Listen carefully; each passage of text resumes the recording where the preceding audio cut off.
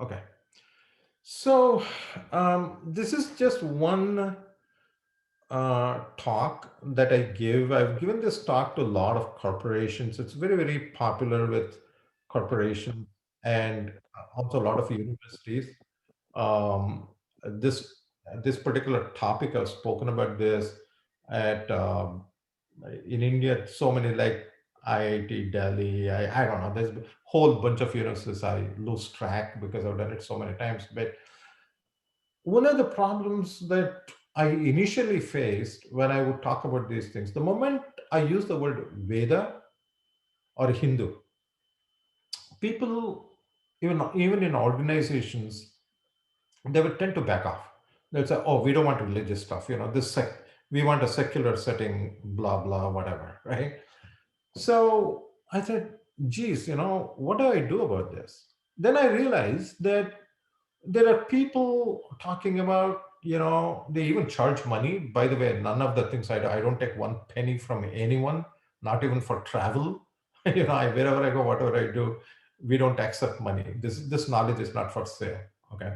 So the thing is that I said, why don't I use terminology that people are familiar with and they're not uncomfortable with it? Like if I were to go to IIT Delhi, for example, okay, and I say that, okay, somebody arranges a talk and it says that, okay, Dashapramati.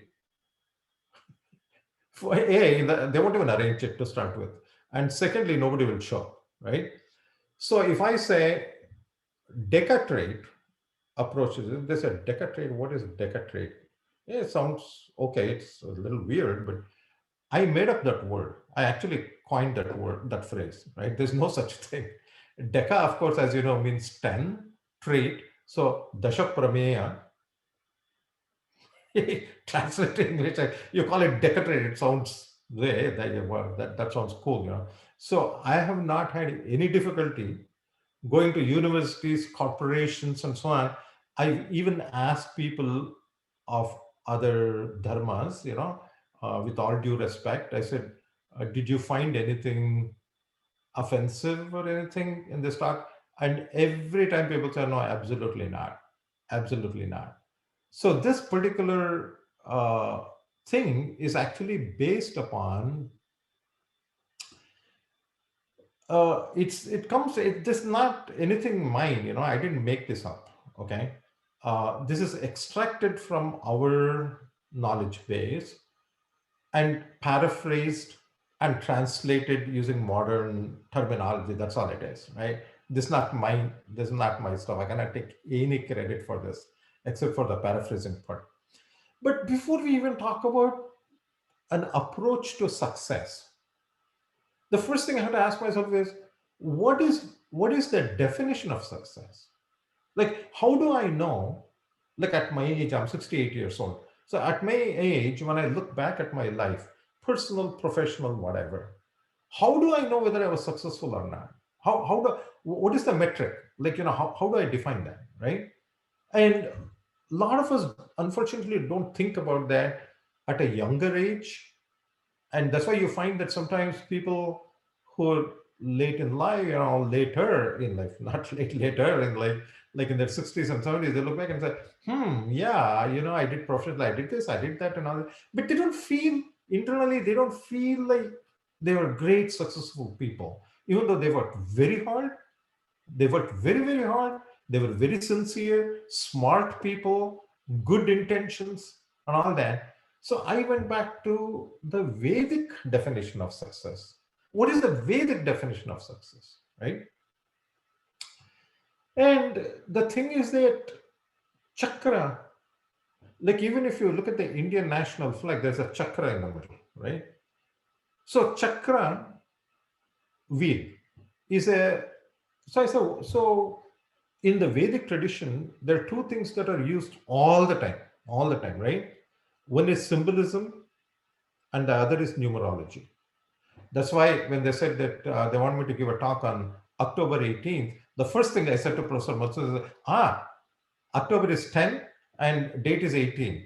And 10 and 18 are very important numbers for me. Very, very, in the Vedic tradition, those two numbers are very important, right? Whatever. So question is, why this chakra? What is the deal with this chakra, with the wheel? Well, if I ask myself, whatever vehicle I use, right? Whether I use a bicycle or a motorbike or car or whatever, right? Every single thing has a wheel. Anything that moves on the earth has a wheel. The question, why do we use a wheel? Why have a wheel? The reason is, with the same amount of energy, expending the same amount of energy in the same amount of time, I can go farther. It's that simple, right? So if that is the case, then in my life, for me to be successful, I want to go very far. I want to go very, very far using the finite amount of energy and resources I have, including time. How can I go very, very far in my life? Now, which direction, I need margadarshana from my guru, but whatever direction I'm going, at least I want to go very far. And the question is, what actually gives a wheel the ability to go very far with the same amount of energy in the same time? That's the question. If you look at a wheel, one thing is that the most important thing in a wheel is the axle, isn't it? Right at the center, if there is no axle, you got a problem with the wheel, right? You may have a beautiful wheel, but it's of no use. So the thing is, you notice in that image that I have, everything is turning, but the blue thing is not turning. So I have to ask myself, what is driving, what is at the center of every single thing I do in my life? Be it personal, professional, whatever, okay? What is that one central driving principle that drives everything? Or do I have such a thing? Because if I don't, you'll notice, just like a wheel without an axle will go all over the place and eventually fall down, my life also will go all over the place and it will fall down at one day, right? If I wanted to go steadily in one direction, I have to ask myself, what is that one driving principle in my life? If we have that definition, I cannot answer that for anybody except myself, because we are all unique, we're all different. But we do need it, though. We all need it, because without that, like I said, just the second important thing in a wheel are the spokes, right? You notice that in a good wheel, there are two things: a lot of spokes, and they're equal in length. It would be foolish if I make a wheel where one spoke is twice the length of the other and so on. That's not a very good wheel, right? So if you want a circular wheel that will go very far, all the spokes have to be equidistant or equal in length. So in my life, I have to ask myself, what are the different parts of my life? My personal, my professional, my spiritual, my dharmic, whatever, right? What are they? And are they all equally important in my life? Or am I focusing on just one thing? So if all the things that my life is at the center is connected to, and they're all equal in priority for me, then even then you don't have the wheel, you need the rim, right? So I need a connection of all the things, whether I'm teaching somebody electronics, or I'm teaching Adhyatma, I'm serving you, whatever it is, it doesn't matter. They should all be connected one way or the other. If there is no connection between the two, there is no rim in the wheel, and you don't have a wheel. This is the Vedic definition of success, right?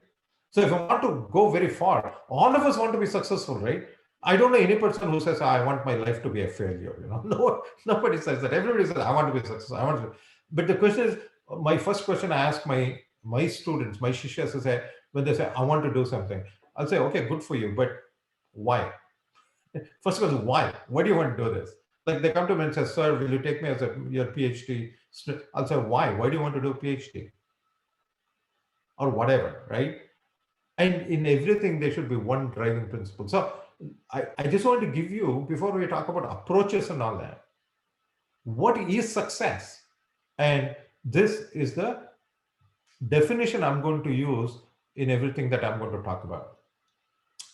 One of the things is that you can go to any mandir, any temple, and you see the murti. Like I said, symbolism is very, very important for us. You see Shankha and Chakra, right? Shankha on one side, Chakra on the other side. So the question is, why do we use this? What is this? So we have this thing we call Chaturvidha Purushartha, Dharma, Artha, Kama, Moksha. So these four things, we say, these are the four Purushartha. These are the resources for any human being, not just Indians, not just Hindus, for any human being, right? Because after all, Veda cannot be Veda if it's not applicable to all people at all time. So there should be Desha and Kala, right? Space and time. There should be no boundaries. Otherwise, how can it be Veda? Isn't it?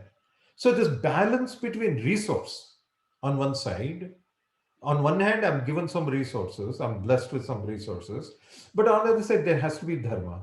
So you say, what is dharma? Dharma is when energy is coming out of me to society, is dharma. When I'm sucking energy from society into me, that's adharma. One is positive current, negative current. If we want to use my electrical engineering fact, right? So I tell always, be a current source, don't be a current sink. Don't grab. It's not about you. Constantly, energy, positive energy should come out of me. The entire Vedic knowledge base, by the way, is the science, and it is a science. It is the science of energy, not science of matter. It's the science of energy.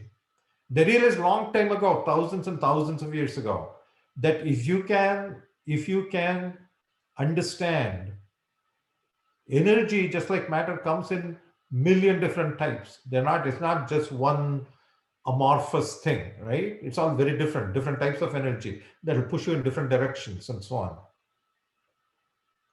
So if I can have a balance, create a balance between the resources that I have and dharma on the other hand, then whether it's time, money, energy, whatever I'm blessed with and you're blessed with, then the chances are this wheel of success will take me very far in my life.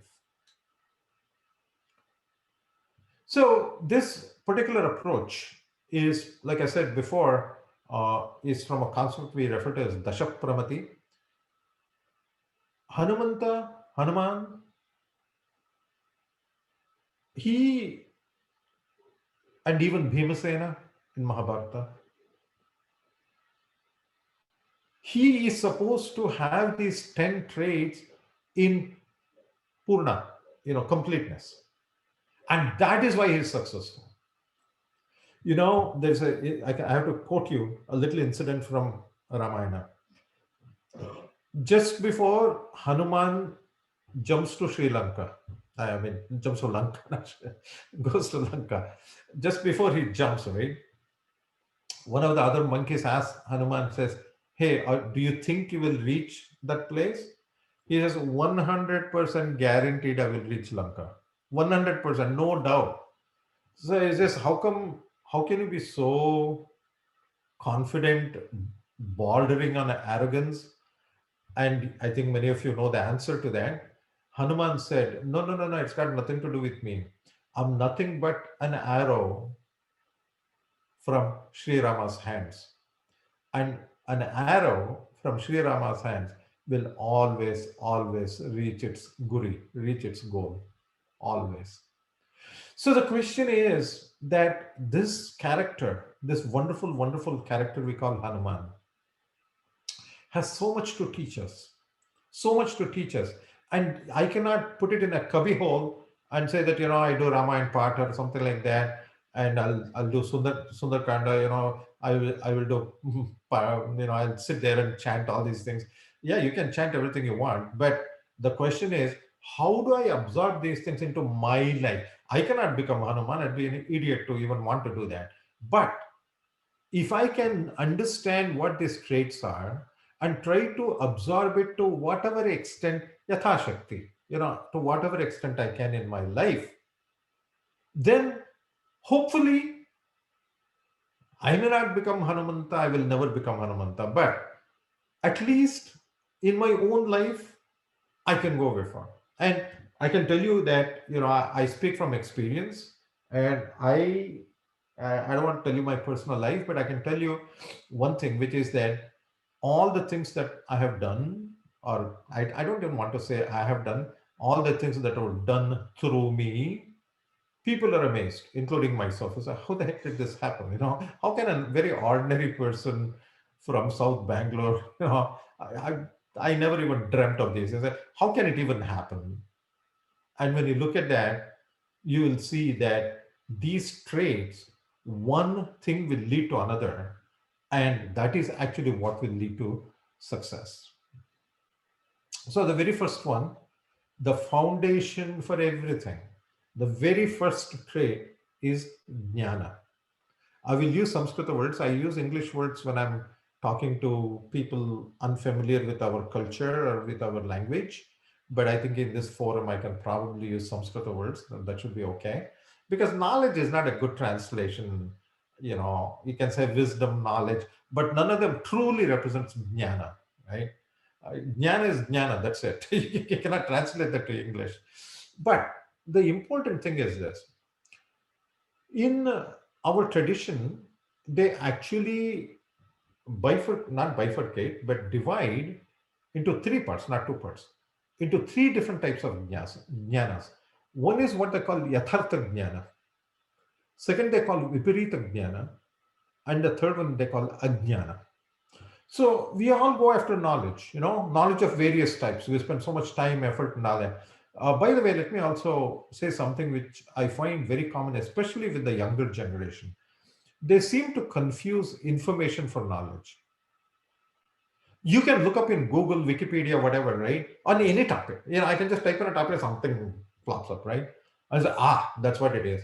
How do you know that? You don't even know what those words mean. So information is not knowledge. We are over, there's so much information thrown at us on everything, right? Medicine. I see people go to WebMD and read something and they go try to lecture the doctors, And that poor guy would have spent like 30, 40 years learning what he's an expert in the field. And I cannot read something on WebMD and go try to lecture him, right? That's nonsense. So Adhyatma is even more difficult. So you cannot just look up something on Google or Wikipedia. It Janma Janmantara, life after life after life, you have to struggle to even understand a little bit. My guru says that to give 1 hour pravachana, there should be 50 years of tapas behind that. You cannot just look up something and then just blabber, you cannot do that, right? So there's be a lot of tapas, deep thinking, and that anubhava, that experience has to be there. Otherwise, it's very obvious to the person listening that no, there's no anubhava here. He's just repeating something from somewhere else. Okay. Anybody can look up something and repeat it, isn't it? But anubhava requires struggle after struggle after struggle, for life after life after life, to get to that point where you have that yathartha jnana. Yathartha jnana, yatartha, you can split that, right? Yat and artha. So yathartha jnana is that jnana which is resourceful for you. It has to be a resource. Viparita jnana, again, viparita, parita, okay, let me not go into all that nirvachana and all that, but viparita jnana is incorrect knowledge. So I can get confused if I don't know what the heck I'm doing. I can get some incorrect knowledge, and just because it's some particular forum, I may think that, oh, this must be correct. Like people think anything in Wikipedia, but you know that Wikipedia people are constantly putting stuff up there, right? How do you know that the person who put it up there knows what he's doing, right? So viparita jnana I have to watch out for. But I'll tell you the most dangerous thing. Even viparita jnana is not that dangerous. I'll tell you what is most dangerous. is what we refer to as ajnana. Ajnana is not the absence of jnana, it is the opposite of jnana. It is the opposite of yathartha jnana. If one takes you upwards, this will take you downwards. If it's just the absence, it doesn't do anything. But this is something that will actually take you downwards, right? One is light, tamasoma jyotirgamaya, as our wise one said, right? So they said, take me from darkness to light. Darkness is not the absence of light. Darkness is darkness. Okay? It's not just the absence of light. Darkness is a thing which creates fear. It does things to me. It's just the absence of light, and I'll be like a zombie, right? I'm just sitting there. But you're in darkness, you're afraid. Why are you afraid? Because darkness, ajnana, creates all these negative things inside me. So that jnana that takes me downwards and creates negative energy, that creates negative feelings, that create all the negative things in my depression, it creates fear, all of those things. That is a jnana. So our people say that when you go after jnana, make sure that you don't get ajnana. Stay away from it and watch out. One, you completely stay away. Second, watch out for viparita jnana. But it takes me in circles. It doesn't push me down. It just takes me in circles. That's all. You're back to square one after some time. Yeah, you want to watch out for that. But focus on yathartha jnana that will take you in upward direction. And for that, we need a guru. In my mother tongue, which is a southern Indian language called Kannada, there was a saint 500 years ago, Haridasa. His name was Purandaradasa. And he composed hundreds of thousands of songs, but one of them says, Guruvina Gulamanakuvatanaka Doreyadanna Mukuti. He says, you cannot don't go after moksha, diksha and all that until you become a servant of your guru. So that's very important. That's very, very important for us to know, because we don't even know what is yathartha jnana, what is ajnana, what is viparita jnana. We need somebody to do margadarshana, somebody to guide us, right? Let's suppose we do all that. What that leads to, by the way, you want me to stop at 1 o'clock, Professor? Mukundji, carry on. Yeah, you carry on, and please go through your slides, please. I'll do that, but I can compress, expand. So can I take another 20 minutes? Yeah, please go ahead. Thank you. Okay, thank you. So what that leads to, jnana leads to, is bhakti. Now, bhakti is a misunderstood word. Bhakti, people think is devotion, right? What does that mean? What does devotion mean? Like you go to a temple and take some flowers and whatever, you sit there. Emotion. Bhakti is not just emotion. Bhakti is inside a passion that drives you. A passion that is based on yathartha jnana. It is a passion for upliftment. Urdhva going upwards, right? It is a passion for that. It's not to impress anybody. I don't have to impress anyone. If the whole world thinks that I'm a total idiot, that's fine. I don't care. It doesn't matter. The question is that fire burning inside you? Is that fire constantly burning inside you? Agni, I do homas. Some time ago, I decided to do Agni Upasana. And so far, I've finished about 315 homas. I just sit and do it by myself. No big fanfare. It's just me and my wife, nobody else, right? So you can do that, right? And I'm amazed at that energy that comes through Agni, from the Yajnapati. It's amazing. It's not about me. When I say it comes not to me, I don't care about me, but to society at large, to my surroundings, all the people I come in contact with. Where does that energy come from? That energy has to come from somewhere, isn't it? Because we all get older. Sometimes we have limitations, health limitations, all kinds of limitations, right? But that fire should be burning. And that fire will give you the energy. That fire will give you the tapa, the energy, and it will give you that light. It will take you upwards. And anything that comes in contact with it, any mala becomes nirmala. Anything that is bad will get purified. And that should be burning inside me. That passion, that agni, that is bhakti. Professor Madhusudan probably has shared with you if he teaches. And again, I don't know anything about you people, but I don't know what to study, but there's one very popular statement is Guru Bhaktya Mukunda Bhakti, so through your Guru, you go to Bhagavanta, to go to Krishna.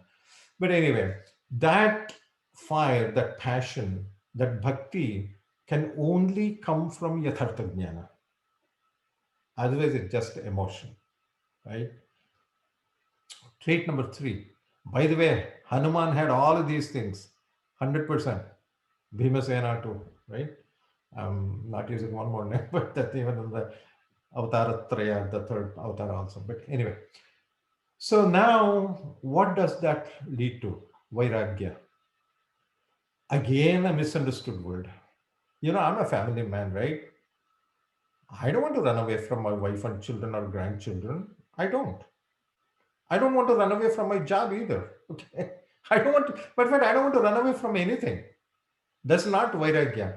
But running towards something is Vairagya. Not running away from something, but running towards. We say, oh, I don't have interest. I don't care about this. I don't care about that. Not caring is not Vairagya, but deeply caring about something is Vairagya. So when you are going after, running towards something that is worth running towards, naturally you're leaving some things behind. It doesn't become that important. And that is Vairagya. It's not escapism. It's not escapism, but it is my desire to go in one direction, in that upward direction. And that movement in that upward direction, where you automatically leave something that is lower, that is Vairagya. My guru says that, the right explanation for that, that is borrowed from him. He says Vairagya is detached attachment. So he says that if you, for example, like if I suppose you want to say namaste to somebody, so you put your hands together to say namaste. Anytime I want, I take my hands apart, isn't it? I can say namaste, take my hand apart. What if I put some super glue here and I say namaste and put some super glue? Can you take it apart? No. So Vairagya, and that's why we use that symbol of Hamsa. Hamsa, Paramahamsa. Because a swan, a Hamsa, it is in the water, but never gets attached to the water. It won't sink because there is this thin layer of oil that prevents that oil from sticking to the feather. Similarly, that thin insulating layer in my life, where while I'm in samsara, while I'm totally involved, enjoying, doing all the things, but not getting attached, that is what he refers to as detached attachment. You're attached, you're together, but not stuck. So Vairagya is being together, but not being stuck. Right? That's trait number 3. Trait number 3 that comes from Jnana and Bhakti. It will automatically lead to that. So trait number 4, Prajna. Our Adi Guru was referred to as Purna Prajna. Prajna. So what is this Prajna? Awareness is a very silly translation of that, See, the question is this. I always give examples when I'm in corporate settings giving this talk. I ask them, what? Let's say you walk into a meeting. Suppose you are called to a meeting, okay? So you go to a meeting. So they give you an agenda. They project it on the screen. Say, okay, here's the agenda for the meeting. That may not be the real agenda at all. Okay? The real agenda may be something else. But this is what they're telling you. This is the agenda for today's meeting.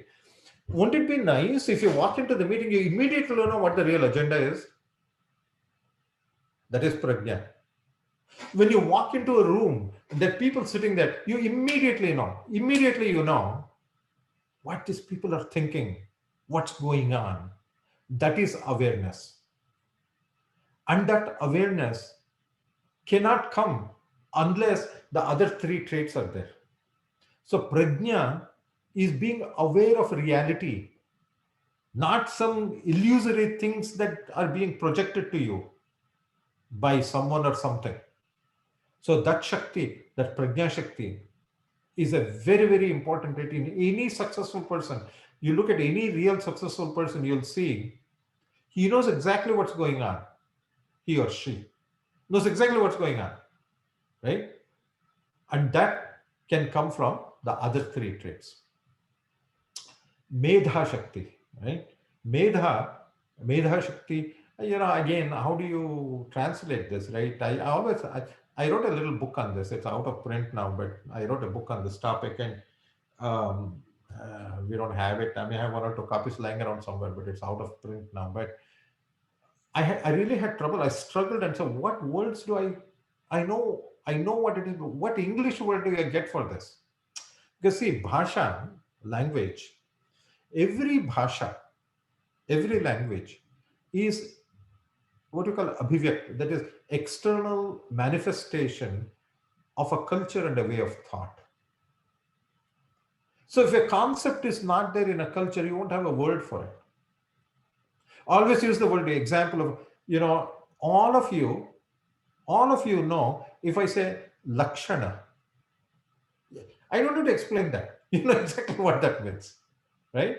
But try translating that to English. It's very hard. You can say pretty, beautiful. It's not any of those. You know exactly what that is. I don't have to explain anything to you and say, yeah, the tumma lakshana agidiyappa. You know, in my language, it's got a lot of lakshana, right? So you know exactly what that means. I don't have to do any explanation. Why? Because you come from that culture where lakshana is a concept. That's why it has a word, right? So Medha Shakti is not just memory power, but it is my ability in my anubhava, in my experience base, right? In real time, at any point, being able to go to that one conclusion that is among millions of conclusions stored in my chitta, to be able to go there and pull out one thing in real time and use it at this point in time, that is what we call Medha Shakti. And for success, that also is a required thing. I should be in real time be able to pull out things, right? Wait. Yeah. Oops. One second. Okay. So now trade number 6, right? Um, there's something we refer to as dhriti, right? Dhriti. I very badly, loosely translate that as confidence, right? Dhriti, uh, we always, even though we tell our children and say, hey, have self confidence. You always have self confidence and this, right? I was told long time, I have self confidence. Okay, fine. Okay, I'll have self confidence, whatever, what that means. And I go stand in front of people, my legs start shaking, right? What self confidence? So the thing is that that's fine, self confidence is fine. But dhriti is not so much self confidence, right? The question is this: do you believe, do you honestly believe that there is a universal intelligence? You call it by whatever name you want. Do you believe there is a Sarvajna or not? If you say, no, I don't, then okay, then you think everything is random in life and you have to, people say, oh, good luck. Luck implies randomness. I don't believe in luck at all. That word means nothing to me, right? There's no such thing as luck. Tena vina trinamapi chalanati. Not a blade of grass will move without his will, right? So if you think, not think, if you know, deep in your heart, you know that there is a universal intelligence, there is a Sarvajna, there is one entity that knows everything. That confidence is what I would refer to as dhriti. So that it doesn't shake me up, man. It is not like I get scared every single time something happens, shaking all the time. Because I know that there is this universal intelligence. There is this one thing that is watching every single thing, including, as the Vedas say, even even a blade of grass moving, it knows that. That dhriti, that confidence is extremely important. Otherwise, what happens? Something goes wrong in our lives, and all immediately, oh my God, so look at what happened. I did this, I did that. Look what happened. Well, if I have that confidence from my anubhava, from experience base, that no, everything will happen only according to His will. That is dhriti. No matter what is happening, everything that is happening is a result of my guna and my karma. Nothing else, nothing else. Things will only happen as they should. And if I'm meant to experience something, let me get it over with so that I can move on to the next phase. Let me get it over with, because someday you have to experience that. If not today, tomorrow, right? Might as well get it over with, right? And if it's good stuff, good. Not pleasant, that's fine. That dhriti will give you that strength to even face those things that don't go according to my desires, right? So that is dhriti. Now, sthiti, conviction. So what happens is that we start something, we go do something and we face obstacles. Every Anytime you want to do something worthwhile, there'll be obstacles, of course. So I cannot start while, like that picture shows, the fellow is climbing a mountain. He should not stop in the middle and look down. Okay, he's going to fall, right?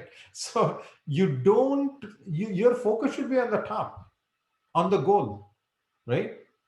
So the thing is that conviction, sthiti, sthiti is steadiness, being steady. Steady in what? Steady in your belief in the goal, that it's worth going after, no matter what, right?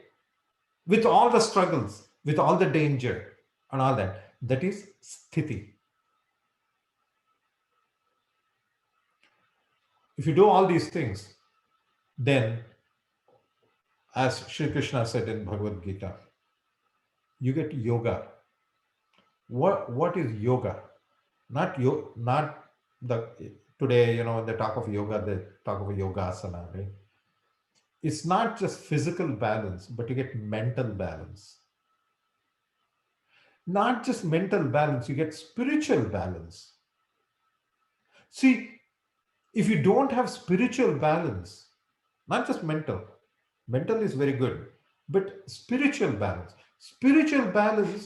is not, questioning every little thing. You say, oh, is it true? Krishna said this in this, so this part should be correct, that part is not correct. No. Whatever Sri Krishna said is correct. Okay. If it appears incorrect to me, it just means that I don't understand it that properly. That's all. If it's in the Vedas, that is Satya, that is true, right? So that spiritual balance, the spiritual balance is the ultimate yoga. The next level is manasika, mental balance. And then, of course, you want physical balance. I call pranashakti as vitality. I think all of you know this. So when we look at different koshas and all that in sadhana in the sharira, we have this annamaya kosha, then we have pranamaya kosha, then we have manomaya kosha. I tell my students, it's like a sandwich. So I can see the bread on this side, I can see the bread on that side. Of course, you want it to be good, but the quality of the sandwich is not just the bread on this side or that side, but what is in between, the filling. Similarly, you have annamaya kosha on this side, manomaya kosha on this side. Those are visible to me.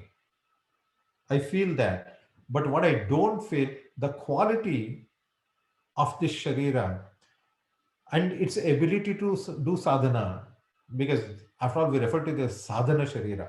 It is capable of doing sadhana. It doesn't mean that it will do sadhana. It is capable of it. That's all, right? So that quality of that sadhana, whatever that means, is actually in that prana shakti, that energy layer in between, and that prana shakti will come to you. So you will see that you're energetic no matter what you do. In the morning you're energetic, late evening you're still energetic if you have prana shakti. You're energetic when you're 5 years old, you're energetic when you're 68 years old. It is driven by not eating proteins but getting this prana shakti, right? And that is extremely important. And that is something very late, very recently the Western world is also started looking at that they call it reiki, all those things, but at least they accept that there is a pranamaya kosha very recently. At least some people accept it, right? But the quality, this has impact, direct impact on the physical and the mental both. Like I said, for the sandwich, you cannot take very good filling and put very bad bread. So of course you have to take care of the Annamaya kosha, you have to take care of the Manomaya kosha. That's true. But the important thing is this Pranamaya kosha, that Prana Shakti, that vitality, that is trait number 9, right? And you can see this in successful people. You'll see that. And if you do all of that, at the end, that Muruti, that that Hanuman, who is called, you know, some people, I've heard some people refer to Hanuman as Bajrang Bali, right? I I always just wonder what the heck is Bajrang? What is it? It actually is Vajranga Bali, Vajra Anga. Sometimes Vajra, they'll say Vajra. They substitute Ba for Va. So it's Vajranga, where every single, that strength, every single Anga, every single part is like a diamond. Vajra. It's like a diamond, that's strong. So that strength, the ultimate strength. At the beginning, I said a prayer. This is Buddhir Balam Yashodhairyam Nirbhayatva Arogata Ajadyam Vakpatutvancha Hanumat Smaranad Bhavet. What are all the things I can get? Buddhi, Bala, Yashas, Dhairya, Nirbhayatva, Arogata, Vakpatutvancha, ability to speak well, ability to take my thoughts and convert it into words that will convey that meaning. Fill those words with that energy. Fill those words with that energy that I want to convey. That is Hanuman.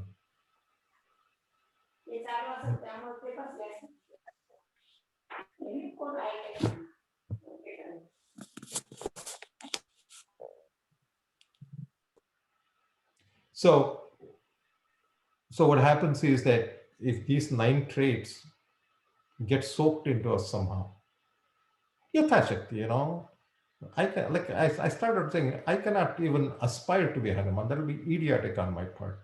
But in my own little way, if these traits were to soak in a little bit, okay, then I may not be able to serve Sri Rama directly. I may not be able to jump to Lanka. I may not be able to do any of those things. But in my own humble little way, as a servant, as a sevaka, I too can taste that madhu, that sweetness of this thing we call success.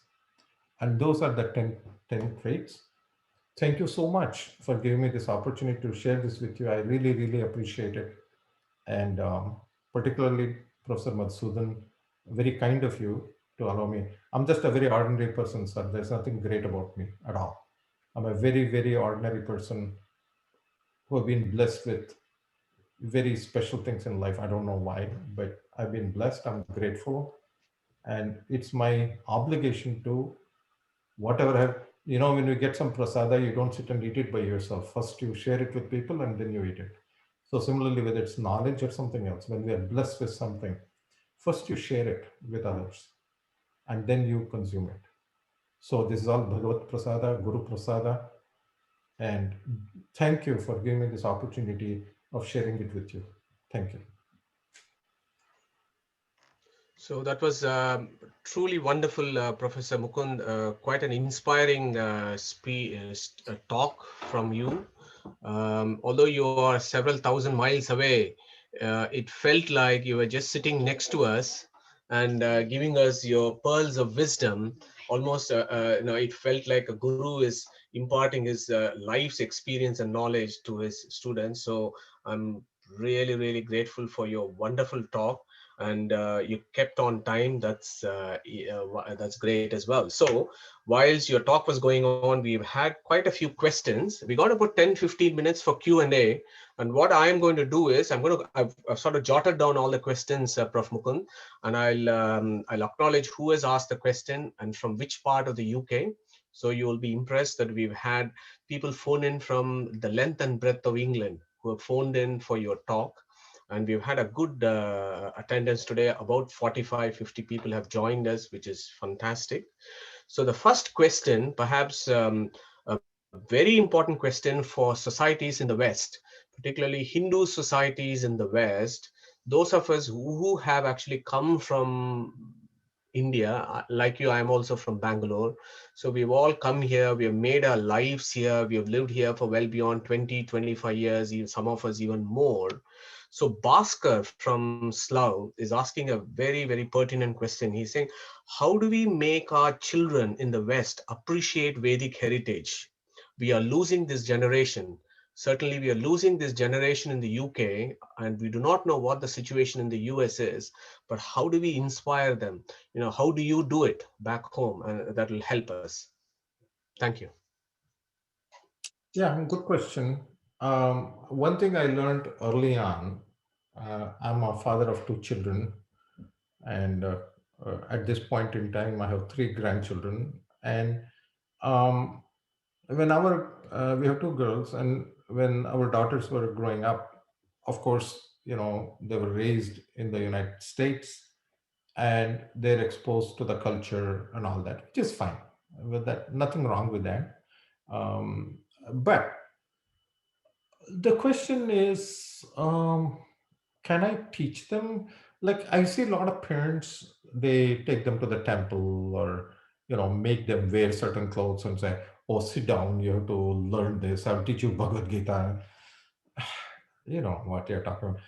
See, the thing is that I my personal experience, as imperfect as I am, what I found out early on as a parent, that they don't do what you tell them to do, they do what they watch you do. So in my life, if my focus is only money, or the car I buy or whatever, then that's what they absorb, right? So in our case, what happened was that, I do, like I said, if you come to our house, right, um, you'll see that we have a fairly big room, which is our puja room, right? Our shaligramas, I do puja every day, and I do homas. And I never force anybody to do anything. My thing is, you want to join, you join. Now, if you want to know why I'm doing this, I'll tell you what the benefits are. I never said, you better sit down and learn this, right? So what happened over time, they observed. It's just that they observed that, and you'll be amazed at what they absorb. They observe and they absorb. It's not doing a puja. It's not chanting shlokas. It's not what exactly am I really, how am I implementing that in my everyday action? And when they see that there is a relationship between these lofty things that you claim, that your culture, you come from, another, that has to translate to my karma. Karma comes in three parts, right? Kaya, vacha, manasa. And it's not just what I do, because I can do it for the wrong reasons, right? So I can pretend that I'm doing it for good reasons, but actually I'm doing it for the wrong reasons. And trust me, children are very, very perceptive. They're very perceptive, more perceptive than you realize. So they know that you're saying one thing, but actually doing it for some other reason, right? So when kaya, vacha, manasa, action, speech, and thought, most importantly, is actually in line, when you look at dharma, professor, there are three parts to dharma, right? There is Vayaktika dharma, Samajika dharma, and there is Sanatana dharma. Samaj dharma is dictated by society. There's nothing I can do about that. Either I live in this, if I don't like that Samajika dharma, I have to leave and go to some other Samaja where I like it. There's nothing I can do. However, Vayaktika dharma, my personal dharma, and there is Sanatana dharma. At least if I can link my Vayaktika dharma with with Sanatana dharma, in not even in my thoughts, even in my thoughts, they know that. And just, we just started Navratri yesterday, and in my part of the world, they put all these dolls and all these things, they, uh, you know what I'm talking about. So my older daughter, who's married, has got two children and all that, she sent a picture yesterday of her in her house in the puja room, right? And I shared it with a friend of mine in India, an old classmate of mine. I've known him for 62 years. So he said, "Hey, Mukunda, ಹೇಗೋ ಮಾಡ್ತೀಯ ಇದು?" His thing is, how did you do this? This girl who's raised in the US. I said, I didn't do anything. I didn't do anything. All I did was show the advantages. That's all. Now they want to do it, they do it. They don't want to do it, they won't do it. So at least that's what worked for me. So thank you, Mukundji. I think what the key message there is, we need to practice. So parents are the real lighthouses here. So we need to shower that light on us. So that was very well put. Thank you very much. So we are moving on to the next question that I had was, so this was a technical question from Rajesh in Stoke-on-Trent, which is Middle England. So he's asking about your waterfish technology, and he's saying, is there a way to verify these images on waterfish? Do you have a team to proofread what you have etched onto that? Yeah, in the first place, it's a wafer fish, not water fish. But Waterfish. anyway, it doesn't matter. This is a random name we made up because it's on a silicon wafer. We call it wafer fish. There used to be microfish. We call it wafer fish. The short answer is yes, there is. In our We have multiple Q&A, quality checks in multiple levels.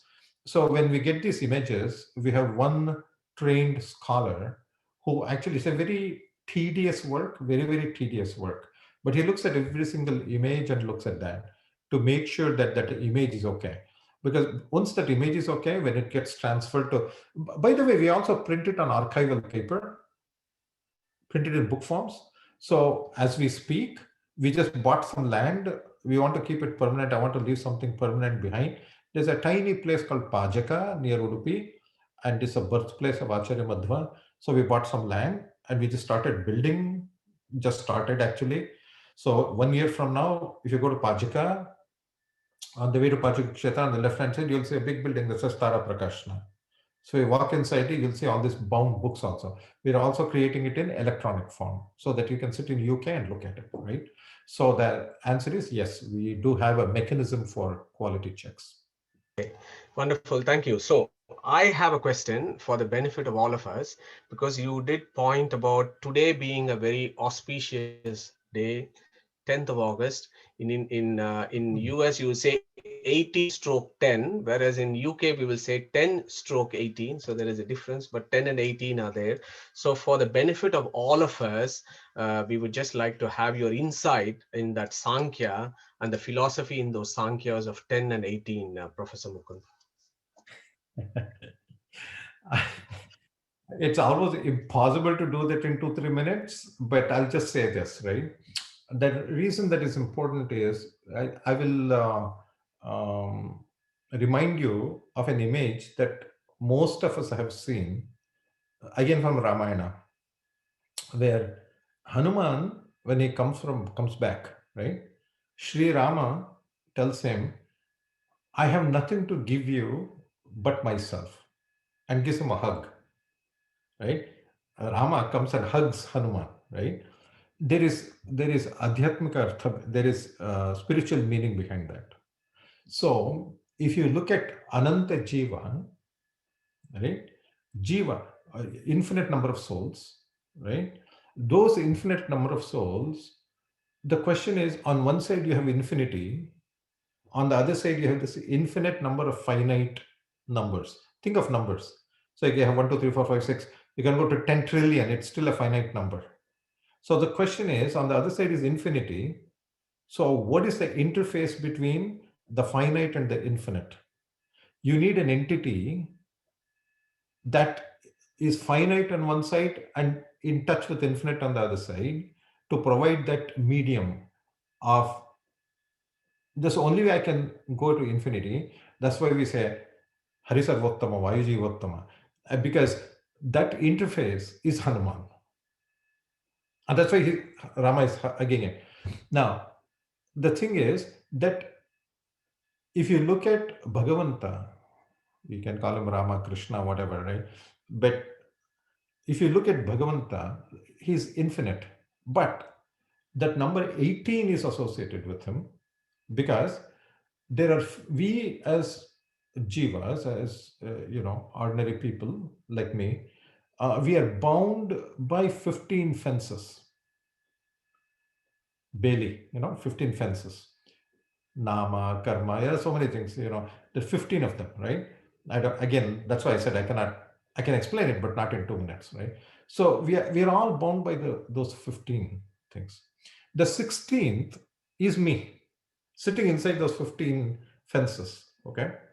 I have to break these fences. So who put those fences? Chit Prakriti, Mahalakshmi, nature, put those fences, right? So she is the 17th. I'm the 16th. 15 fences. I'm the 16th. 17th is Mahalakshmi, and only she is the one who put it there. And then if I break all this, then I reach the 18th, which is the infinite, which is Bhagavanta. So number 18, that's why you notice that, you look at Bhagavad Gita, 18 is used in so many places, 18 adhyas, all this. So number 18 is very important because it's associated with Sri Krishna, it's associated with Bhagavanta. Now the number 10 is, like I just explained today, that number 10, it's appropriate that we should be talking about this on the 18th of the month of October, which is 10, because it is only through 10 you can go to 18. Wonderful, thank you. So we had never planned this. This was just I wouldn't say luck, but we just picked up this day, and it happened to be 10th of 18th of October. So very nice, Professor Mukund. So next I have a question from Bal Mukund Bala. And he's asking a very important question. He's saying, Professor, you had listed the 10 traits, the Deca traits for success, but it is quite likely that all of us will never have all the 10 qualities. So is it physically, practically possible that we can actually acquire those 10 traits, or is there a priority there? Is that we do the first 5 at least, so we prioritize and then make our progress? Or is it almost like a ladder that you start with the first step and then climb up to the 10th? Actually, with all due respect to the person who asked the question, I disagree with that statement because we've all tasted success in something, whatever it may be, maybe professional, whatever, right?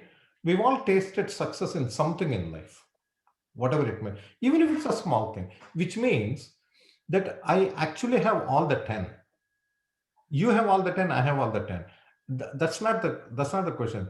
When we're talking about this, it is a actually knowing what these 10 are and my putting in effort to increase the quantity. We all have all the 10, okay? But the question is, how much do we have? The larger the amount, the larger the success. Now, but to bring it back to your point, you say, should I focus on one thing or 5 things or 3 things or whatever? The thing is, I focus on only one. I think then it's just my opinion. Okay, it's not like I have all the answers. I'm, like I said, what do I know, right? But I focus on one thing only, which is the first step. So what happens is, like, if you go to Tirupati and you have to climb the mountain, right? Those of you who have done that, there are seven hills. The very first hill is one of the toughest, actually. And there's one Gopuram that's called, it looks like it's in the sky. They call it Gali Gopura, right? It's in the sky. So your focus should be only on the next step. That's all. My where I'm looking is just on the next step I have to put. That's it. It'll take me there. So similarly, jnana is the first step. So if you focus on yathartha jnana, and again, it's very important, yathartha jnana. And jnana is not just information, like our wise people have told us that there is Shravana, Manana, and Nididhyasana, right? So you need to listen, you need to contemplate, you need to apply.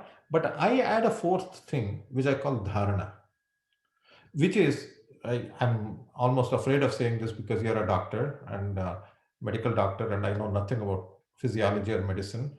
So, with all, I say it anyway. So, if I eat some food, if that food remains as that food, that is ajirna. It has to get digested. See, if I eat some bisabada bath, right, and after some time I prick my hand, bisbada bath should not come out of my hand. Blood should come out, isn't it? So similarly, what I consume knowledge-wise, that has to become me. I should become that, and that becomes me. That is dharana. Then there's no question of trying or something like that, right? So, but the starting point, just like we eat food, the starting point is jnana, and that will automatically lead to all the other things. Thank you, Professor. So we got two more questions. One from, so we're coming to Nottingham now. So we have Deval Bagalkot, who is asking a question. Professor, what is the difference between Dhruti and faith? And Faith. Faith. faith. Yeah. Uh, the main difference is dhriti is a Sanskrita word and faith is an English word. That's a fundamental difference. But having said that, what happens to all of us, Professor, is that we want to have faith. And not just faith, we want to have dhriti. We would very much like to believe that everything is according to his will. But I start wondering sometimes, does he know what's happening? So I sit and think that I have to pray and tell him what's going on. I sit and say, oh, no, I did this, I did that, blah, blah, blah, blah, blah, and give me this, give me that. It's as if he doesn't know, right? So question is, faith in what? See, that's why I said there are two different words. Not just faith in the existence of a Sarvagnya, but my confidence, my conviction that jnana of the Sarvagnya is infinite, which are two different things, right? They're two different things. And when you really, really know that he knows everything, I don't have to tell him anything. I don't have to ask him for anything. He knows, right? So I just keep doing my thing with full confidence that whatever I deserve, I'll get it. Whatever I don't deserve, I won't get it. It doesn't matter how much I pray, right? So just focus on the things I do rather than asking for things. Thank That's you, my Professor. And the last question before we close the Q&A is Shubha Tyagesh from Huddersfield, which is north of England, is asking a question. Ajnana, is it ignorance or bad knowledge? Please clarify. I call it anti-knowledge. So the way I can explain that is this, right? So if I'm standing somewhere and I can either go up, there are three types of motion possible, right? On the surface, I can go in circles, right? That's Viparita Jnana takes you there. This is the Nitya Samsari says you're you study Adhyatma, so I don't have to explain this to you. But so there's some things that will take me in circles, not just today, but life after life. Those are what we refer to as nitya samsaris, just going in circles. But there's urdhvamukha, upward journey. But there's also a downward journey. So that type of knowledge is not the absence of something that takes you upwards, but actually that thing that actually pushes you down is ajnana. It's not ignorance. Because ignorance is not knowing. This is actually thinking that I know, but that thing that I know is something that takes me downwards, not upwards.